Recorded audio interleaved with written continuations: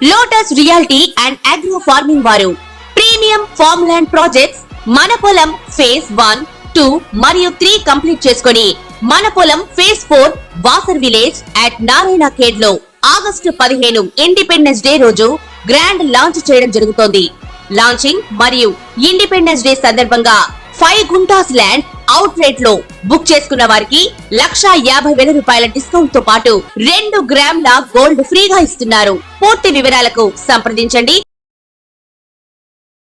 Welcome to our channel. ఈ నెల రాశి ఫలితాలు మనం మాట్లాడకపోతున్నాం. ఇప్పుడు సెప్టెంబర్ 2024 ద్వాదశ రాశులకి ఎలా ఉన్నాయో చూద్దాము. ఫస్ట్ రాశి ఫలితాలు అంటేనే మనం మాట్లాడుకునేది ఏంటంటే గోచారం మాట్లాడుకోవాలి. సో ఏ గ్రహాలు ఎక్కడ ఉన్నాయో ఈ నెల చూద్దాం. ఫస్ట్ మనకి కుంభంలోనే శని ఉన్నారు, అందులో కూడా వక్రగతి ఆయనకి నవంబర్ 15 వరకు అలాగే ఉన్నారనమాట.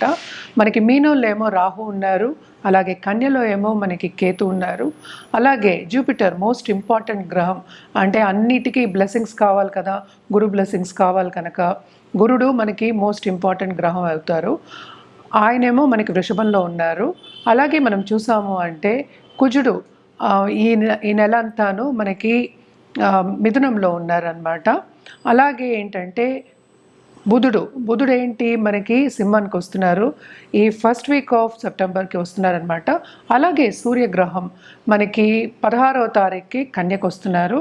అలాగే శుక్రగ్రహం కూడా మనకి second half of this month by September 18 కన్యకు వస్తున్నారు.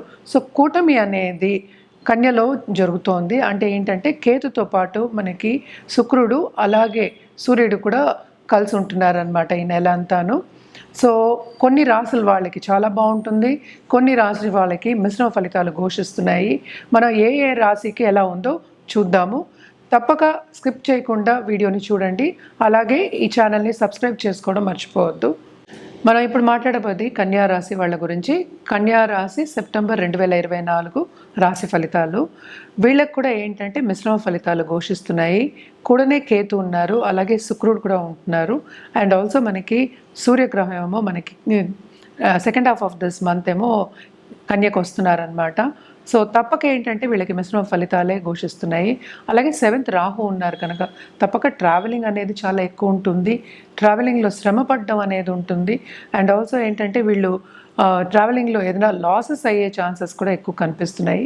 కానీ సెకండ్ లార్డ్ కూడానే ఉంటున్నారు కనుక తప్పక వీళ్ళకి ఆర్థికంగా ఎదుగుదల అనేది ఉంటుంది. అంటే ఏంటి, కెరియర్లో గ్రోత్ అనేది ఉంటుంది, ప్రమోషన్స్ వచ్చే ఛాన్సెస్, అలాగే ఇతర ఆపర్చునిటీస్, వేరే ఆపర్చునిటీస్ వచ్చే ఛాన్సెస్, అంటే ఎదుగుదలకి ఆపర్చునిటీస్ వచ్చే ఛాన్సెస్ ఎక్కువ కనిపిస్తున్నాయి. అండ్ ఆల్సో ఏంటంటే ఇది మనం మాట్లాడేది షార్ట్ టర్మే, జాతక రీత్యా మళ్ళీ చూసుకోవాల్సి వస్తుంది.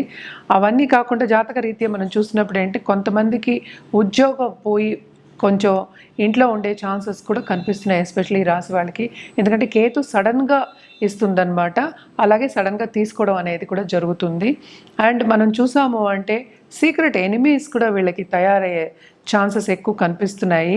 అండ్ ఆల్సో ఈ రాశికి అధిపతి అయిన మనకి బుధుడేమో 12వ ఇంట్లో ఉంటున్నారు కనుక తప్పక వీళ్ళకి చాలా మటుకు లాసెస్ అండ్ ఆల్సో ఖర్చులు చాలా అధికం ఉంటాయి అని చెప్పాలన్నమాట.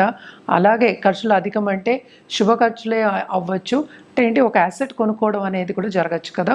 తప్పక ఇవన్నీ జాగ్రత్త పడడం అనేది మంచిది. ఈ నెల ఆర్థిక ఎదుగుదల ఉన్నప్పటికీ ఏంటంటే ఖర్చులు అనేవి చాలా అధికం ఉన్నాయి.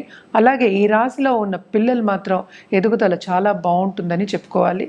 అండ్ ఆల్సో మనం చూసామంటే గురుగ్రహం సంచారం ఏమో చాలా బాగుంది కనుక వీళ్ళకి బిజినెస్లో, ఎస్పెషల్లీ బిజినెస్ పీపుల్కి చాలా బాగుంటుంది అని చెప్పుకోవాలి. అలాగే లేడీస్ ఇంట్లోంచి ఏదైనా స్టార్ట్ చేయాలి, ఆంట్రప్రెన్యూర్ అవ్వాలి అనేది అది హాబీ కింద నేర్చుకుని అది స్టార్ట్ చేయడం అనేది జరుగుతుంది ఈ నెల. అలాగే మనం చూసాము అంటే ఫ్రెండ్స్ని, ఫ్యామిలీని కలవడం అనేది జరుగుతుంది. ఫెస్టివల్స్లో ఎంజాయ్ చేయడం అనేది తప్పక జరుగుతుందన్నమాట.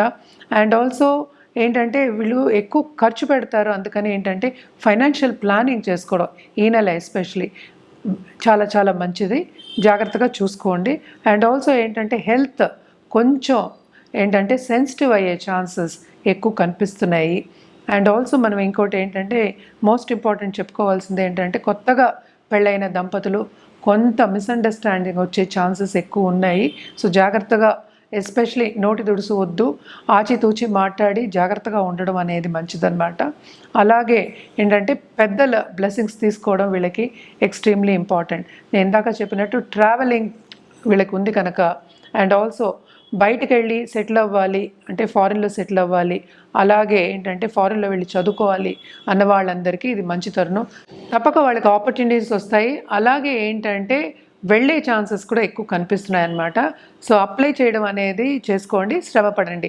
శ్రమ అయితే కామన్ అందరికీను. సో శ్రమపడిన తగిన ఫలితం అనేది ఉంటుందన్నమాట, ఎస్పెషలీ స్టూడెంట్స్కి అండ్ పై చదువులకు వెళ్ళే వాళ్ళకి.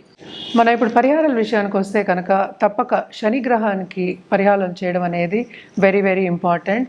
ఎస్పెషల్లీ శనికి ఏం పరిహారాలు చేయాలి అంటే 19,000 సార్లు జపం చేయడం, అలాగే దానం చేయడం అనేది ఒక పద్ధతి. ఇంకోటి ఏంటంటే నవగ్రహాల చుట్టూ ప్రదక్షిణ చేయడం, 108 టైమ్స్ ప్రదక్షిణ చేయడం అనేది ఎక్స్ట్రీమ్లీ ఇంపార్టెంట్ అన్నమాట. అలాగే లక్ష్మీ గణపతి హోమాలు చేయడం కానీ, లక్ష్మీ గణపతికి పూజ చేయడం కానీ ఎవ్రీడే ఎక్స్ట్రీమ్లీ ఇంపార్టెంట్ అన్నమాట. ఎందుకంటే ఆర్థికంగా కొంత ఇబ్బందులు వస్తాయి కనుక, అవన్నీ ఆబ్స్టకల్స్ కూడా వస్తూ ఉంటాయి కనుక తప్పక ఇవన్నీ నివారణ చేసుకోవాలంటే ఇవన్నీ చేయాలి. అలాగే ఏంటంటే పాలిటీషియన్స్ ఎస్పెషలీ దశమహావిద్యాలకి చేయడం అనేది ఇంపార్టెంట్. అంటే ఏంటి, కామాఖ్యకి వెళ్ళి పూజ చేసుకోవడం అనేది ఇంపార్టెంట్ అన్నమాట.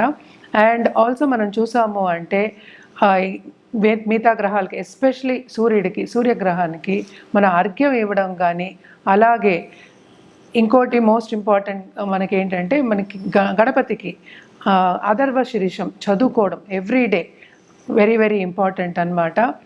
అండ్ ఆల్సో ఇప్పుడు హెల్త్ విషయంలో ఇబ్బంది పడే వాళ్ళందరికీ తప్పక మహామృత్యుంజయ హోమం చేసుకోవడం ఇంపార్టెంట్.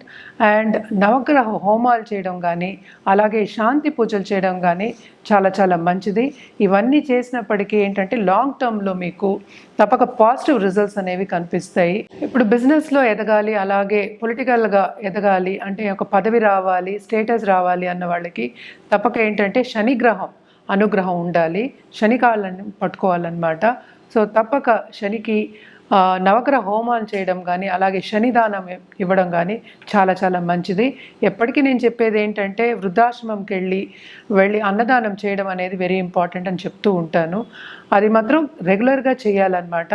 శనికి ఏంటంటే ఆయన ఆయుకారకుడు, అలాగే ఏంటంటే కర్మకారకుడు కనుక తప్పక ఈ పరిహారాలన్నీ చేయడం అనేది మంచిది. అందరూ చేయొచ్చు ఈ పరిహారాలు, అది రెగ్యులర్గా చేయాలి, ఒకసారి చేసేసి వదిలేయడానికి కాదనమాట.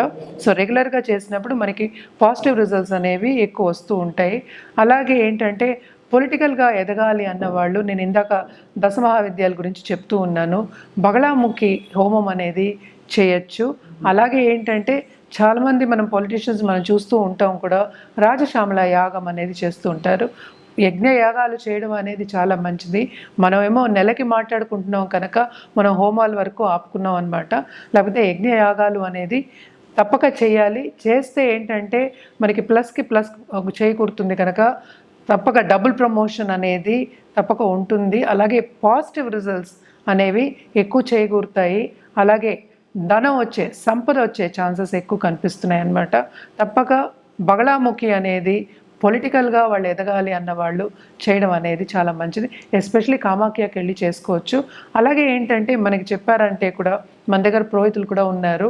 సో ఈ యాగాలు కానీ లేకపోతే పూజలు కానీ ఏదైనా ఒక సొల్యూషన్ కానీ ఒక రెమెడీ చేయాలి అన్నా కానీ జాతక రీత్యా జాతకం చూసిన తర్వాత చెప్పడం జరుగుతుంది. అలాగే ఏంటంటే చేయించడం కూడా జరుగుతుందన్నమాట.